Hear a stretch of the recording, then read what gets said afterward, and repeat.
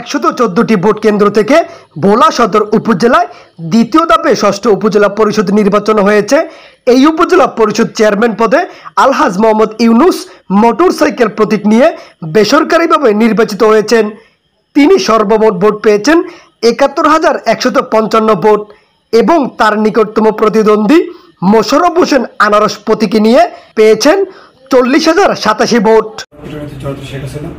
আমাদের অভিভাবক তখন আমাদের কাছে আমি কৃতজ্ঞতা জানাই। সর্বোপরি আমার ভোলা সদর উপজেলার মানুষ আমাকে যে সমর্থন দিয়েছে তাদের কাছে আমি ঋণী, তাদেরকে আমি অন্তঃস্থ আমি কৃতজ্ঞতা জানাচ্ছি। এবং ভাইস চেয়ারম্যান পদে SM আলী নেওয়াজ পলাশ উড়োজাহাজ প্রতীকে পেয়েছেন ৫৩,৯৫৫ ভোট। তার নিকটতম প্রতিদ্বন্দ্বী আজিজুল ইসলাম চশমা প্রতীকে পেয়েছেন ২৬,৫৫৩ ভোট।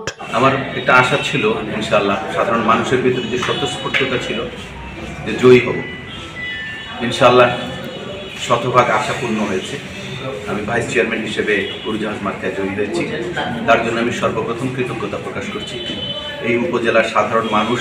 অপরদিকে মহিলা ভাইস চেয়ারম্যান পদে সালেহা আক্তার চৌধুরী হাঁস প্রতীকে ৩২,৬৯২ ভোট পেয়ে বেসরকারিভাবে নির্বাচিত হয়েছেন। তার নিকটতম প্রতিদ্বন্দ্বী ফারহা আক্তার নিশা বৈদ্যুতিক ফাঁকা মার্কায় ভোট পেয়েছেন ২৪,৮০৫। নবনির্বাচিত চেয়ারম্যান আলহাজ মোহাম্মদ ইউনুস ভোলা সদর উপজেলায় তিনবারের ভাইস চেয়ারম্যান পদে ছিলেন। অপরদিকে তিনি আওয়ামী লীগের রাজনীতির সাথে জড়িত রয়েছেন। বর্তমানে তিনি ভোলা জেলা আওয়ামী লীগের যুগ্ম সাধারণ সম্পাদক পদে রয়েছে বলে জানা যায়। পেয়ার ইসলাম নুরউদ্দিন, স্বাধীন ৭১, ভোলা।